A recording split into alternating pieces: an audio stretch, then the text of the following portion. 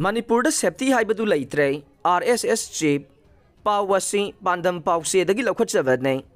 Hauzik Manipur da oiriba phibam asi yamna luba amada leibaga loinana mafam asigi miyamgi pukning wakhalda safety Haibadu Leitre haina Rashtriya Swayam Sevak Sangha RSS ki chief Mohan Bhagavatna phongdokhre haukiba sagolsel numita Pune da pangthokpa Shankar Dinkar kane miyamna Bayaji haine hena khangnabagi sahi chama subagi ningsing thauramda Wangangladuna RSS chief Mohan Bhagavatna mathaki wafam asi phongdokladuna mahakna hai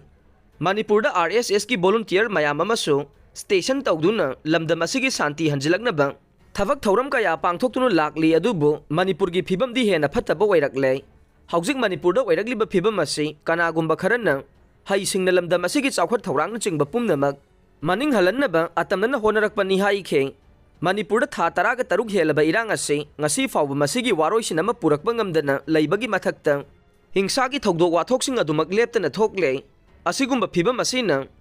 state asigi business ka mari leinana natraga social work ki oirabasu chatpada fawba safety gi matangda yamna challenging oiba phibam ama leire adumakpu sangha asigi volunteer sing haujiksu Manipur da leiduna community animaki marakta yasinaba puraknaba amade santi hanjilaknaba honaduna lakle Sangha ki volunteer sing asina masada sokthaba leitana national unity gi wakhalon da thabak tawribani hai khe phibam khudingmak amade hiram pumnamak NGO amana handle tawba ngamba natte adumakpo RSS ki volunteer singna Manipur da mahoksa gi phibam da hanjilaknaba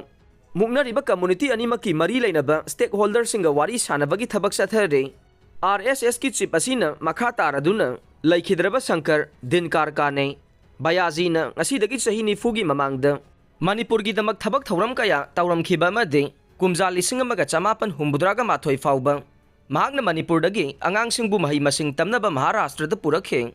mahakna Manipur miyam gi damak tawbiramba thabak asimagna ngasisu Manipur miyamna RSS ta thajaba dumak thambire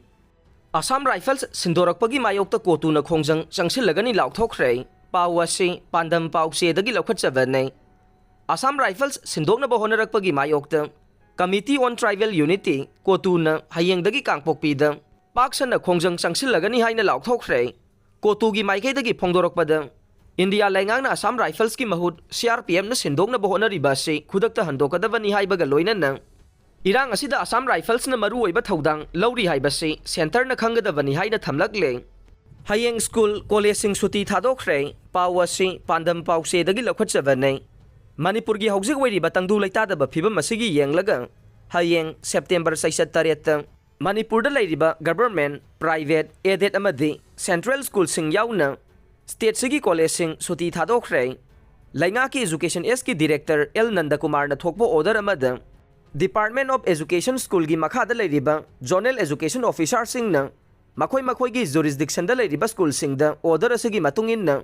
mathau ta ba thabak lokhatkadabani haina su khangalakle Amaromda Higher and Technical Education ki Joint Secretary Laisram Doli na thokpo order amada Manipur da college sing suti thadokhiba nei